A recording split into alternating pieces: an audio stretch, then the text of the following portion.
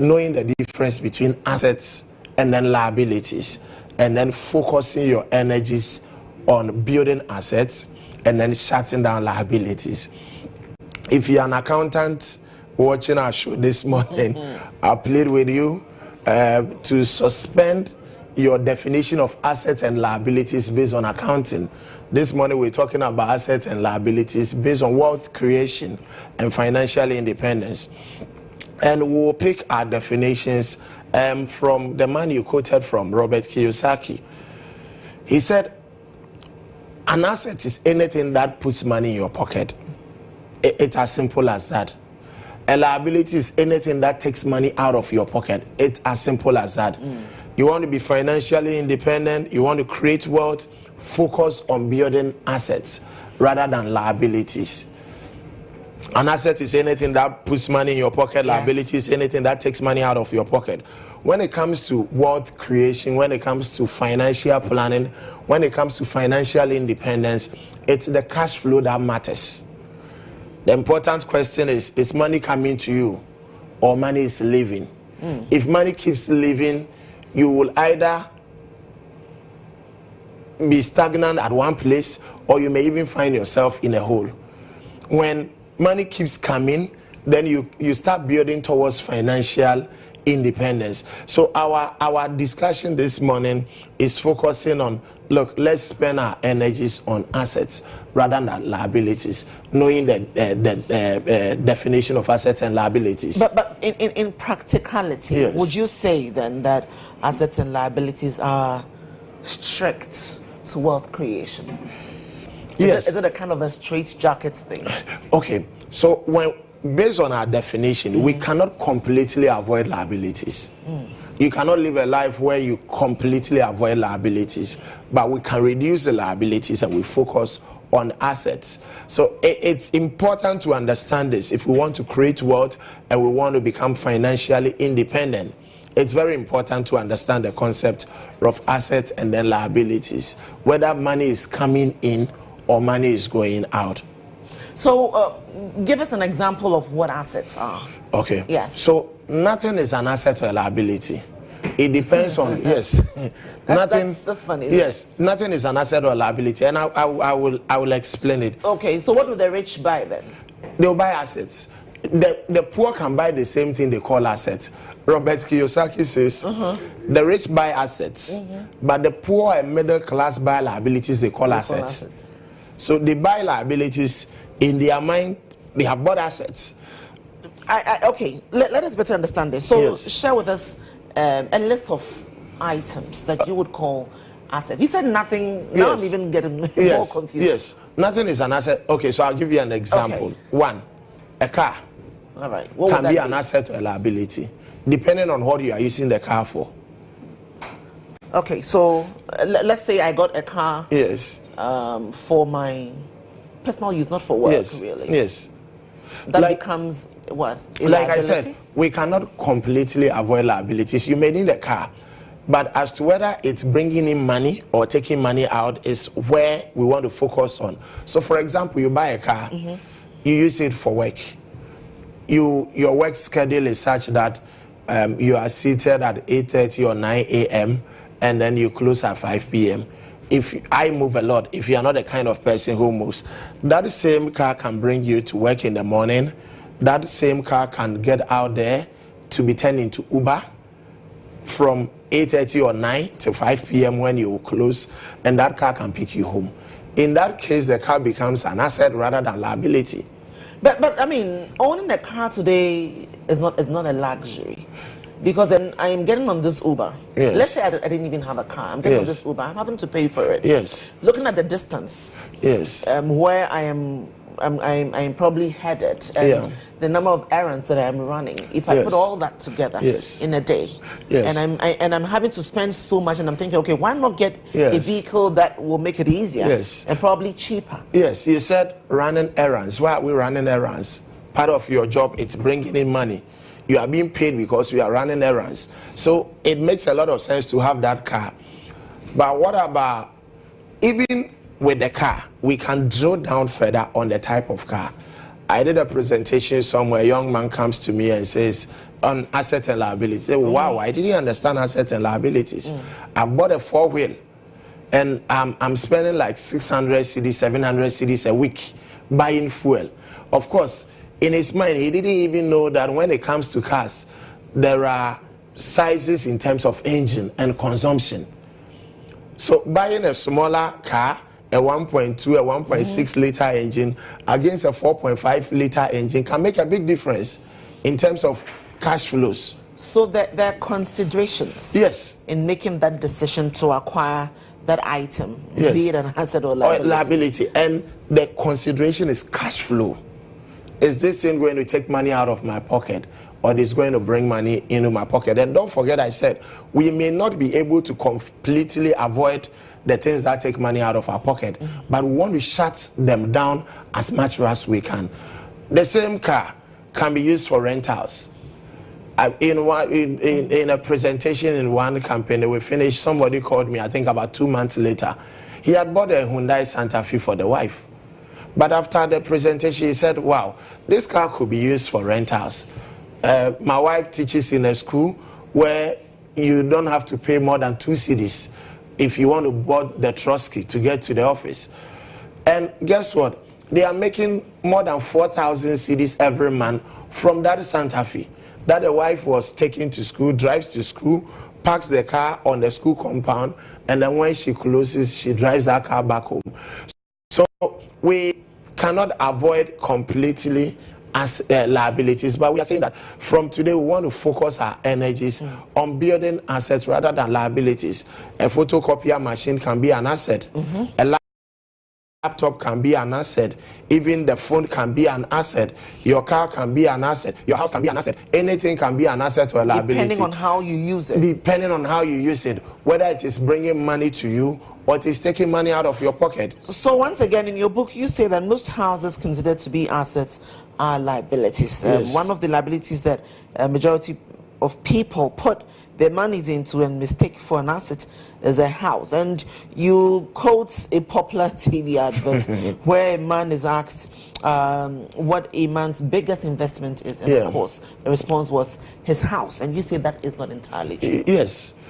One of the important things we need to understand about assets is that if you are fired today, if you lose your job today, assets will feed you. Assets will put food on the table. Assets will pay the school fees of the children.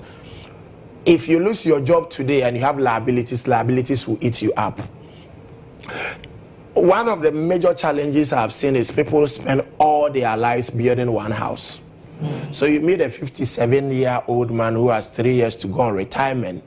You look at all his asset, value of asset, and the layman's definition of assets, including all the things he's acquired for himself, and 1.5 million. It looks interesting, but you drill down, you realize that the house he lives in alone, that is 7-bedroom house, is worth 1.2 million cedis. If that man should lose his job at age 57, that house will not put food on the table. So you can't spend all your life building one house. You can't put all your eggs, all your investment into one house. And people need to understand that when it comes to building, you either build for investment or you build for consumption. If you are building for consumption, it means you are building and you're going to be living in that house. If you are going to be living in that house will not put food on the table. So the same 7-bedroom house, if this same man had 2 apartments on that one land, one is for rental, living in one, then the one for rental becomes an asset rather than liability. So acquiring an asset is more like work in progress. You're investing into something that in the future you can make use of. Exactly. It may not even be the future. If you have an Uber today, you start making money today. You see, the challenge with most people is we focus on buying luxuries instead of buying assets. When you buy assets, the assets will eventually buy the luxuries. For example, I have an elderly man who has just went on retirement last year. Believe you me, beginning of the year he was in the office. Say, look, I need a new car. I'm on retirement. I need a new car. What car do you need? Says, I need you to get me a V8 Land Cruiser. And we released money and we bought a V8 Land Cruiser. And the color was black. My favorite color. We bought a black Land Cruiser V8 for him. He's on retirement. How did he do it? He spent his working years building assets, and the asset bought the luxury, which is the Land Cruiser V8. So for most young people, the first focus is let's buy the luxuries, the impression mentality. People for no say, yeah, you too, you day. Well, after all, the Bible says that tomorrow will take care of itself. The Bible also. I just threw you off guard. The Bible also says we should plan for the future. The Bible says that nobody builds a house without sitting down to plan, to ask, how much is it going to cost me to build this house? There's no problem. You want to enjoy life, I don't have a problem with that. But if you want to be financially independent, we are advising that focus your energies on first building assets. It doesn't mean that let's live a weird life. No, that is not what we are saying here. Don't forget that I believe in high life. So you need to enjoy life, but you need to plan for the future. If you lose your job, assets will feed you. Liabilities will eat you up. If you are watching this program today, and if you should lose your job today, and you don't have anything that will put food on the table, then we have a problem at hand we need to deal with. Let's focus on building assets rather than liabilities. So we're building assets and, of course, kicking to the curb all of those liabilities. And if you're just joining us, just to let you know that I'm joined by financial experts here, Paul Kofi Mante. We're talking, some money matters, looking at exactly how you could be financially independent. Any questions whatsoever to our social media platforms. But in about 10 or 20 minutes as well, we get to open the phone line so that you can call in, okay, and ask any questions to Paul. I'll give you one example. I'll give you one example, just okay. One, then you come in. I was in Kumasi to do some work, and I was using this rented car, young guy. And we're talking, and I got to know that the car was for him. Right. So I encourage him that, look, go and open an investment account. Make sure that you don't blow this money you are making, and make sure you get a second car, and very soon you can get a third car. On the Saturday when he picked me up, we're going to the airport, he told me, sir, based on the conversation we had yesterday, I will want you to see something. He drove me to a certain corner in Kumasi. We saw 4 Land Cruiser Prados parked there. And then he told me, you know what? All these 4 cars belong to one person. These cars they are for rentals. This man has 17 Land Cruiser Prados. You see 4 here. What it means is that 13 of them are already gone. And it was around 9 a.m. in the morning, between 9 and 10 a.m.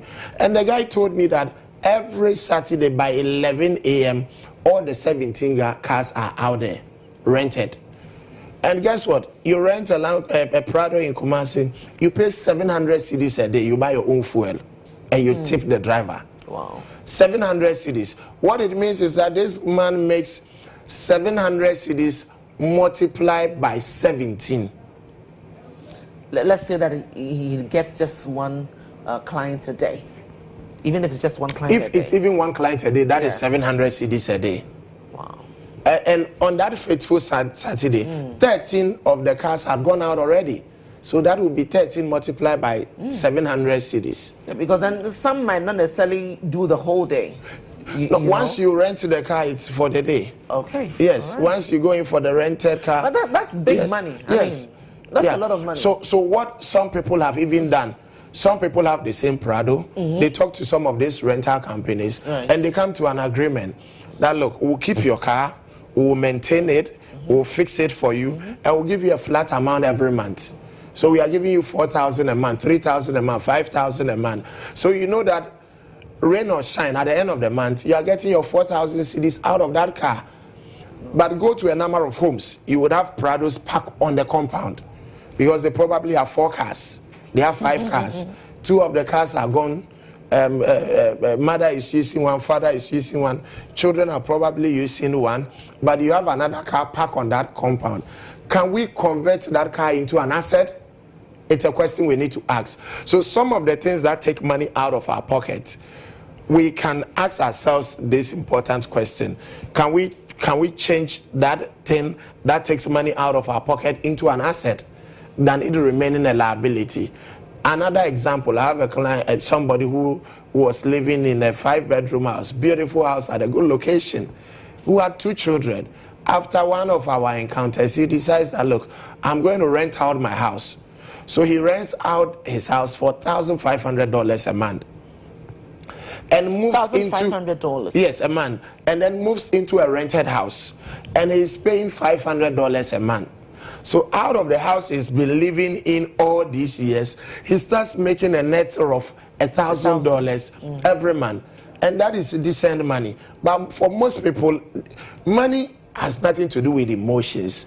If you handle money with emotions, you will never become wealthy and financial independent. This man lives in his own house. He decides to rent out the house and move into a rented house, which most people will not do. By the end of the month, he's making $1,000 every month. It's an issue with cash flows. Of course, and it's about being smart as well, yes, and knowing what you want. Yeah. You know, so I was going to say something earlier. So yes, my all-time, screen goddess Oprah Winfrey says, ladies, if you're buying, those accessories, make sure they're expensive ones. So then in the future, when you need, when you're broke and need some support to take care of the family or other very pressing issues, you can sell it off, have a lot of money to be able to take care of yourself. Yeah. Will you call that an asset? It depends. If you can sell it off. Wearing an expensive, let's say, jewelry around my neck, knowing that, hey, this is something I can sell in the future, yeah, to do something great out of. One, that thing you have bought is not putting money in your pocket. It's only at the point of sale that it puts money in your pocket. So until you sell it, it's not an asset. Asset, we're looking at cash flows. It's as simple as that. Wow. So I want us to start focusing on what is it that I can start doing today. It doesn't matter how small it is, that can start bringing in money. You live in that big house. Can you have a nursery? Let me hold you right there. So we're going to start that aspect of our conversation right now. But just to let you know that our phone lines are open. You can call in and ask any question at all to Paul Mante. We're looking at how you can be financially independent. So yes, I think that you started the point. So what are those things that one can begin to do to be able to build up their assets? You live in a house, big house. Your children are grown, they are gone. Mother and father, 5-bedroom, 6-bedroom house. Can we start a nursery right in that house? Then immediately the cash is flowing in. Cash starts flowing in from that house we've been living in all these years. Okay, Paul, I have a caller for you. All right, Yusuf, if you can hear me, you're live. What's your question? Yeah, hello. Hi, Yusuf. Yeah, hi. Good morning. Good morning. What's your question? I just want to contribute my dear choice. Great, go ahead. Yeah, I'm enjoying your show today. I'm a young guy that have a vision of becoming an entrepreneur one day. Yeah. And I'm enjoying your panel analysis. And yes, he has come up with so many ideas that will help me in future. So I'm thanking you, all of you, for a good job that you're doing for this morning. Thank you for your call. Thank you so much. You can call in as well. Thank you. Yes. Yes. Okay, just before I bring you back in, another one. If you can hear me, you're live. Tell me your name, please, and where you're calling from. Yes. Good morning. Good morning, sir. Yes, my name is Kweku. I'm calling from Apollonia. Okay. Kweku, you're live. Yes, I just like the program, and then I want the man to advise me. I've been working, but it looks like things are not that good. Cash is coming, but investment is my problem. How to use the money for something is my problem. Okay. I don't know if you can give me his personal number so I can talk to him. But I just like the program. All right. Okay, so just stick around because Paul has got a response for you. Yeah, so you can call after the program and get my personal line or hook up on Facebook. I will respond. Okay. So one of the simplest asset anybody can invest in or put money in is investment. Okay. Mutual funds, unit trust, simple asset. You put money in, it will bring money back into your pocket. And you don't matter need, how small the it amount. doesn't matter how small the amount is. I have a mutual fund. You can start with 20 cedis, 20 Ghana cedis. There was a gentleman, I had a program with a gentleman, and when he followed up, he had invested in a mutual fund several years ago. He put in, I think, 20 cedis. And he was surprised that 20 cedis had grown to, I think, over 120 cedis or so. Okay. I don't remember over how many years. Period? Yes. But that 20 cedis had grown to about 6 times the initial amount. That is an asset. So if you cannot do anything, if you cannot get into transport, you cannot use your house for an asset, you can invest in mutual funds and unit trust this morning and start building assets. Okay, so the second question as well, yes. I think the second caller is talking about how that, well, he's making some money, but yes. is not able to decide yes. how to invest the money. Yes, it's a big problem. Once the money comes, the money will go. Somebody is on a 20,000 cedi salary a month, and the money is not enough. Somebody is on 2,000 cedis, and it's not enough. My recommendation is, get a mutual fund, get a unit trust, and put a standing order on your account. You know you are paid on the 26th, for example. Put a standing order on the 26th. The money hits your account on the 26th. Put a standing order on the 27th. The next day, and my recommendation is 20% of your salary. Yes. That is my recommendation. Yes. And it goes into investment for you, and that is an asset. All right. Hi there. Hello, good morning. Good morning. Your name, please. Where are you calling from? I'm Udiesa, calling from Temago City. All right. What's your contribution?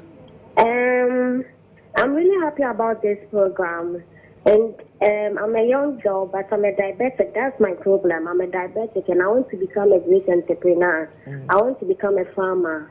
So I wanted him to, help me and direct me to go about everything. I'm not working for now. I'm just home. All right. Okay. Another one. So you can, yes. Staying on the line now. Who do I have there? Do I have someone on the line? Hello, good morning. Hi, good morning, dear. What's your name? Where are you calling from? Please, I'm Wasila and I'm talking from Tamale. All right. What's your question? Okay, please. I'm a student and I'm still in the SS. So I'm interested in your listing, the topic for the day. And I'm a student in SS, so I want to know how I can create my own asset for the future, if it can be possible for me or it can. All right. As a student.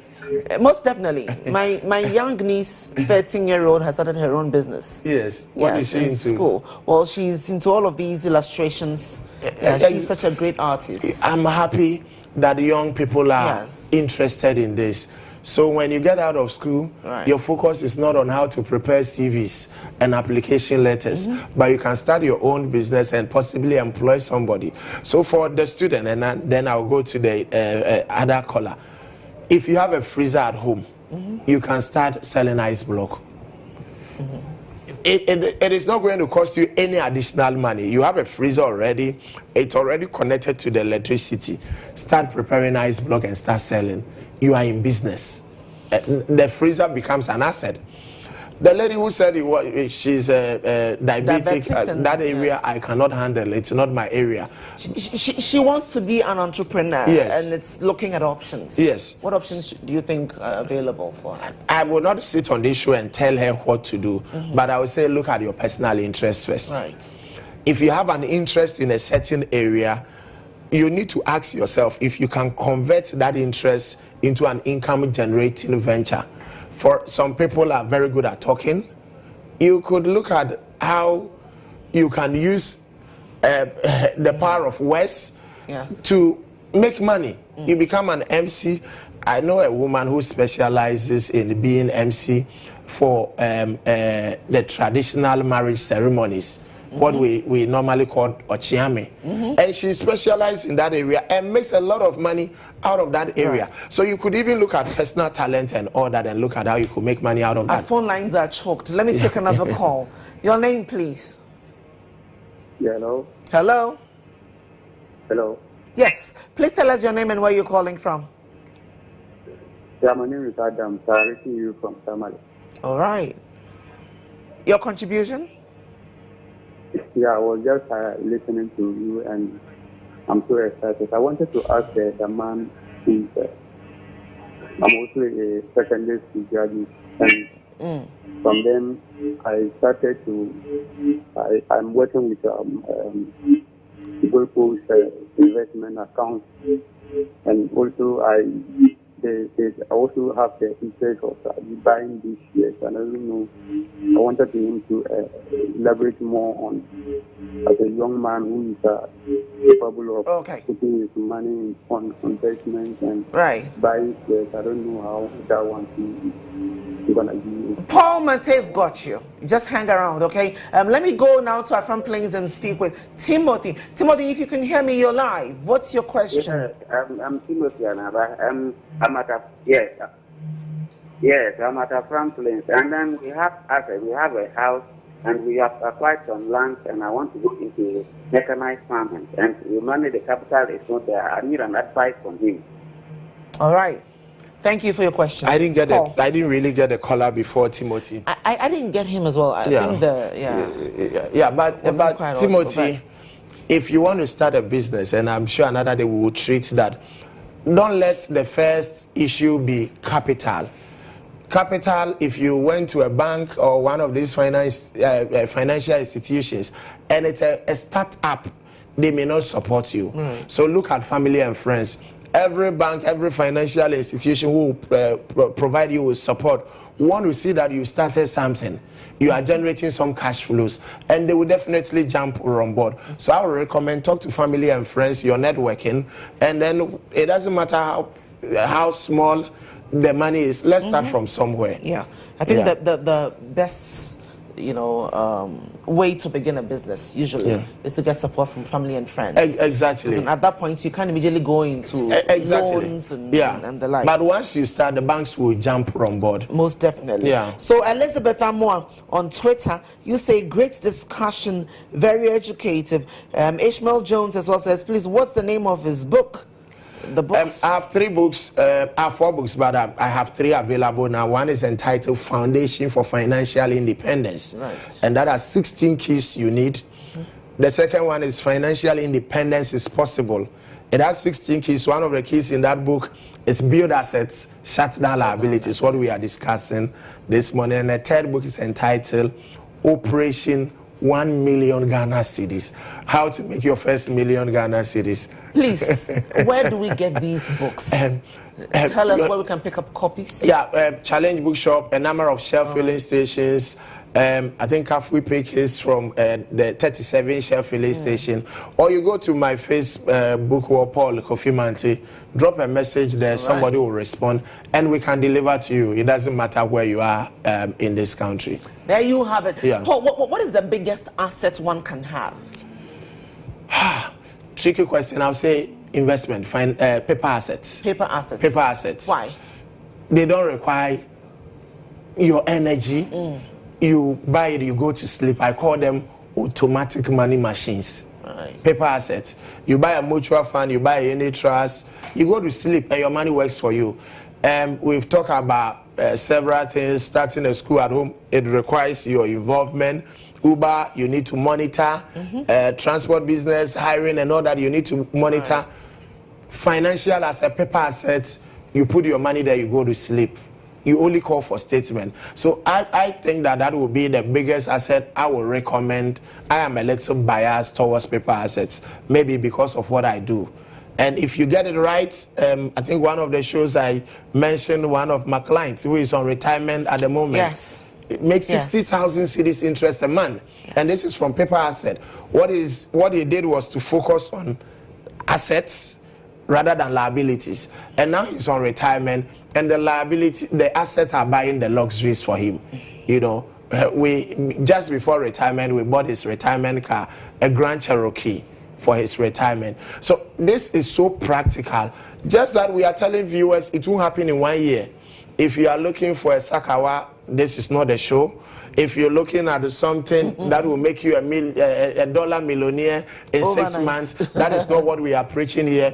We are saying that those who follow this program, and you can get onto Facebook and watch the other discussions we've had, give yourself between 5 years and 20 years.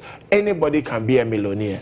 And I guess it takes a lot of discipline. Yes. To be able to achieve that. Yes, definitely. You need self-discipline. Sometimes you may need help. You want to get into business, get somebody who has experience in that area, get a mentor. You want to invest, get a financial planner, get a financial advisor to help you do that. And that is what we do. We committed all our lives. You can come, we don't charge any money for consultation to help you draw a plan for yourself. So you have 16 keys. Yes. Of becoming financially independent. I have 32 keys in 2 books. And we're wrapping up in 30 seconds. So what is that one crucial one that could make you, financially independent? Just one. The important one is financial literacy. Okay.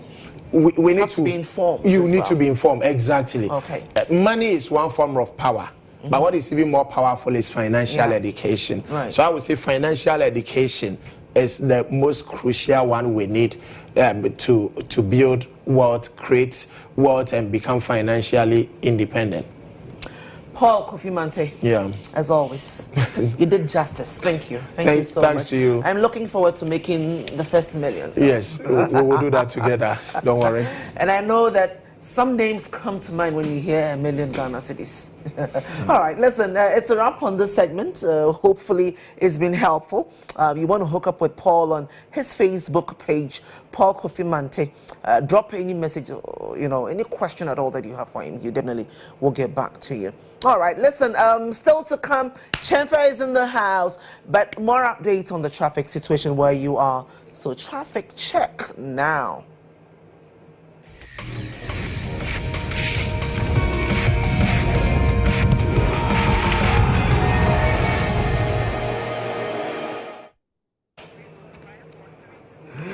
All right, well, so let's kickstart with the Ring Road area. What is it looking like right about now? So there you have it, as always, and it's to be expected anyway, heading towards the circle area, building up gradually, but not so, hectic. So, yeah, that's it. Osu is virtually free. Okay.